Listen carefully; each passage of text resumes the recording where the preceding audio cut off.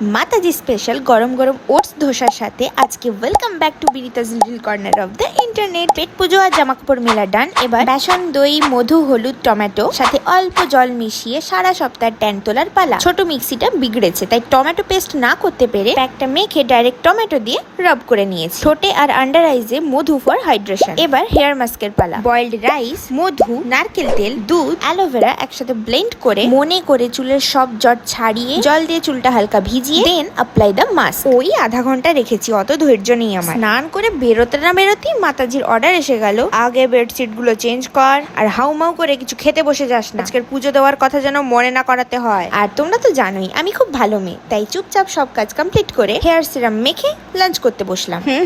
আজ কেমন hair shine করছে দেখেছো? Then one of my favourite drink lassi পান করে আবারও আমি চললাম সোলো ডেটে। আমি আমার পছন্দের কিছু করতে কখনো বোর হই না, তাই সেম প্ল্যান সেম প্লেস, হেঁটে হেঁটে পার্কে যাব, গল্প শুনতে শুনতে কিছু খাবো, ঘর চলে আসবো। এই তো আমি রেডি। অলমোস্ট চশমা ছাড়া বেরিয়ে যাচ্ছিলাম, দেন মনে পড়লো এটা ছাড়া আমার জীবন চলবে না। এই পর্যন্ত তো সবই নর্মাল লাগছিল, বাট আমার লাইফ তো ফুল অফ বিউটিফুল সারপ্রাইজেস। হঠাৎ পার্কে গিয়ে দেখা হলো আমার দীপু ডার্লিং আর ঋতুদির সাথে। এই আজ তো চিট ডে, তাই একটু উল্টো পাল্টা খেয়ে গল্প করে বাড়ি ফিরে ধোয়া জামা কাপড় ফোল্ড করে ডিমের কারি আর জিরে জল খেয়ে আজকের দিনটা এন্ড।